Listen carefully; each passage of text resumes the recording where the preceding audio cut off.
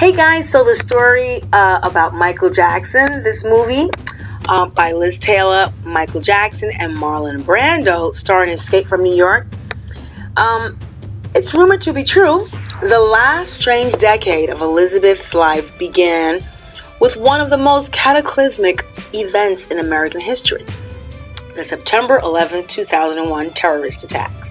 Michael Jackson was in New York, where he'd just given two concerts on the 7th and 10th of September at Madison Square Garden, to which he had brought two of his closest friends and idols, Marlon Brando and Elizabeth Taylor, of course. His original idea had been for them to sit on stage like two great Easter Island figureheads flanking the snow, but instead they sat in the audience. All three found themselves trapped in the city after the Twin Towers fell. Michael had gotten a call from friends in Saudi Arabia who warned that America was under attack.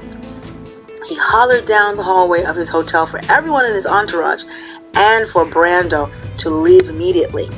Elizabeth was staying at another hotel, the St. Regis, a few blocks away. Now here's where the story gets complicated. In one version, these three towering icons of American pop culture planned their escape. Afraid that they would be the next target, Michael and Brando had trouble leaving their hotel garage because fans kept banging on the car windows, following them down the street, and screaming, unable to fly. They drove out of the city. The actor Corey Feldman, whom Michael Jackson had befriended when Feldman was a child star, remembers that he and Michael had quarreled the previous nights at Michael's show in Elizabeth's dressing room backstage at Madison Square Garden. Elizabeth hadn't arrived yet, and the 9/11 happened. But I remember that the next day Michael was trying to get Elizabeth out. He was at first looking for a private jet, Feldman recalls. He wanted permission to fly out, but everything was surreal. I didn't go with him. He wanted permission to fly out, but everything was surreal. I didn't go with him. A former employee of Michael Jackson says that Michael, like General Washington, led his entourage to a temporary safe haven in New Jersey before the three superstars took to the open road. They actually got as far as Ohio, all three of them, in a car they drove themselves, he recalls. Brando allegedly annoyed his traveling companions by insisting on stopping at nearly every KFC and Burger King they passed along the highway. One can only imagine the shock their appearance caused at gas stations and rest stops across America.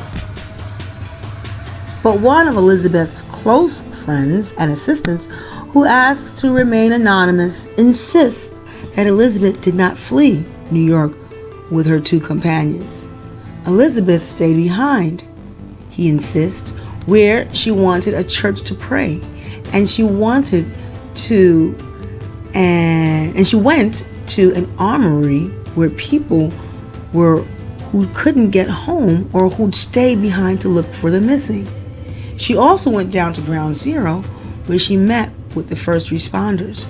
Eventually, the airports opened and she flew home.